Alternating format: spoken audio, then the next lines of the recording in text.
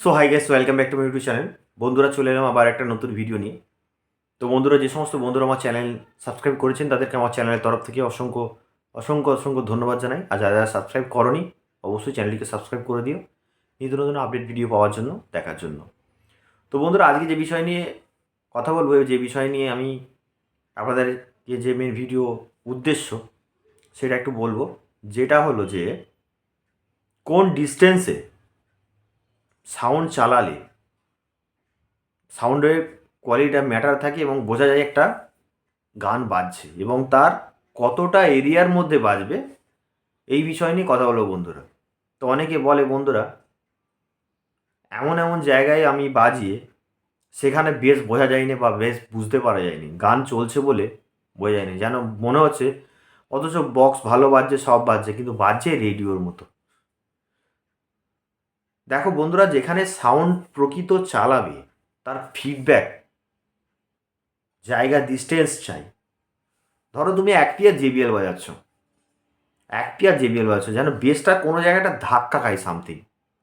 তুমি যদি ফাঁকা মধ্যিখানে ফাঁকা ময়দানে যদি বাজাও, যে আশেপাশে ফিডব্যাক হওয়ার জন্য, মানে সাউন্ডটাকে ফিডব্যাক করার জন্য, ধাক্কা খাওয়ার জন্য সেরকম কোনো জায়গা নেই, মানে এক কিলোমিটার বা 1.5 কিলোমিটারের ভেতরে। তাতে কী হবে, সাউন্ডটা বোঝা যায়নি, তাহলে তখন আমরা ভাববো যে সাউন্ডটা হয়তো আমার ভালো বাজছে না। ঠিক আছে, ফিডব্যাক না থাকলে, মানে ফিডব্যাক কত অর্থ হলো, এক জায়গায় সাউন্ড আসছে, ধাক্কা খেয়ে যেন ব্যাকে আসে সাউন্ডটা, সেই জায়গাটা একটা পজিশান থাকা চাই, তবে তো সাউন্ডটা শুনতে ভালো লাগবে। তবে এক পেয়ার জেবিএলের ক্ষেত্রে বা দু পেয়ার জেবিএলের ক্ষেত্রে মিনিমাম 2 কিলোমিটার ডিস্টেন্সে গ্রাউন্ড, মানে টোটালটাই যেন ঘেরা হয়।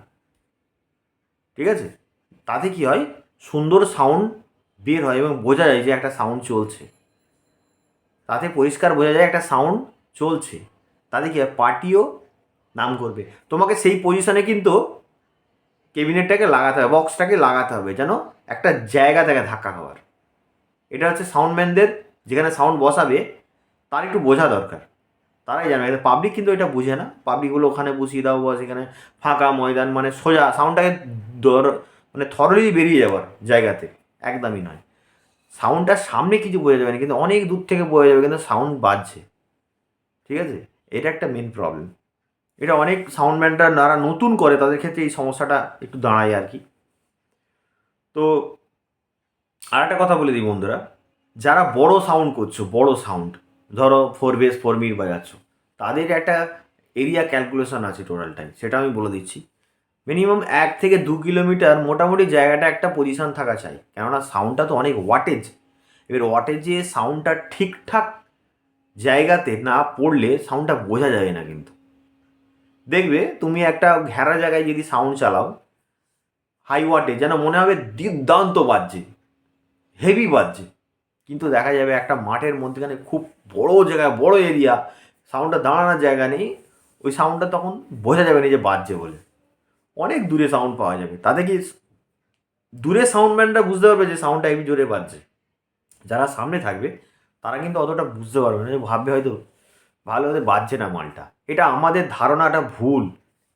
আগে জায়গা বুঝতে হবে, জায়গা পরিস্থিতি বুঝতে হবে, কোন জায়গাটায় বক্স বজালে ফিডব্যাক পাওয়া যাবে, হ্যাঁ সেই জায়গাগুলো দেখে সেখানে করতে হবে।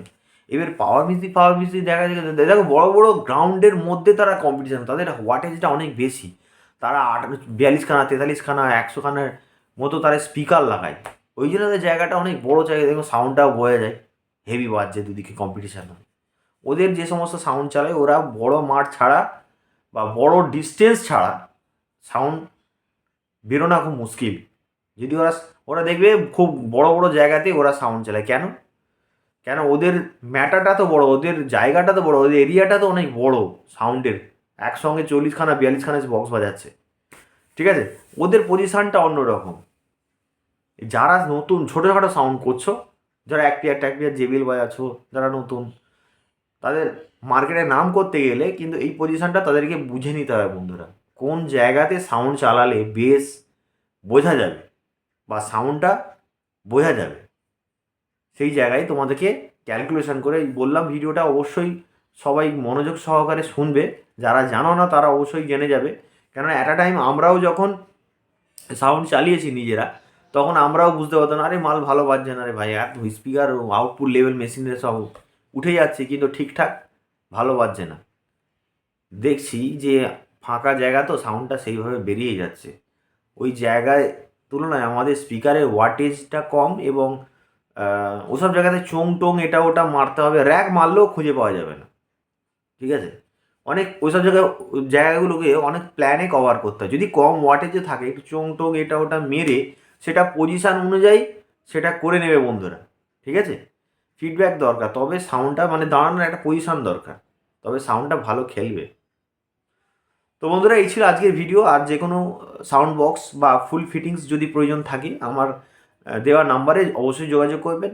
আর যারা যারা আমার চ্যানেলটিকে সাবস্ক্রাইব করোনি অবশ্যই সাবস্ক্রাইব করে দিও, আর যারা যারা সাবস্ক্রাইব করেছো তাদেরকে আমার চ্যানেলটাকে অসংখ্য অসংখ্য ধন্যবাদ জানাই। এইভাবে যেভাবে আমাকে এতদিন ধরে সাপোর্ট করে এসছো আর একটু সাপোর্ট করে যাও বন্ধুরা। এখানে 4D 6D RCA পপ সময় পপের আমি ডিজাইন করছি বন্ধুরা, কয়েকদিনের মধ্যে ভিডিও ছাড়বো। পপের কিছু কাজ বাকি আছে 15 ইঞ্চি, কেননা আমরা কারোর ডিজাইন আমরা কপি করি না, দেখে আমরা কাজ করি নিজের ক্যালকুলেশন অনুযায়ী, এটা হচ্ছে মেন ব্যাপার আমার। ঠিক আছে, তো এই ছিল আজকের ভিডিও বন্ধুরা, এই পর্যন্ত। দেখা হচ্ছে নেক্সট ভিডিওতে। সকলেই ভালো থাকবেন, টাটা।